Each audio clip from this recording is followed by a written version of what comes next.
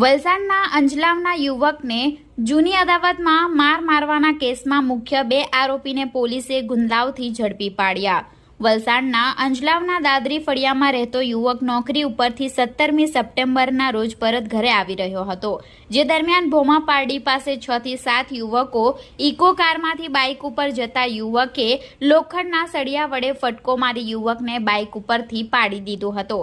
અગાઉ ફોન ઉપર કરેલી ગાળાગાળીની અદાવત રાખી લોખંડના સળિયાને પાઇપ વડે માર માર્યો હતો।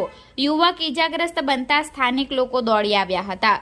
માર મારનાર યુવકો પકડાઈ જવાની બીકે ત્યાંથી ભાગી ગયા હતા।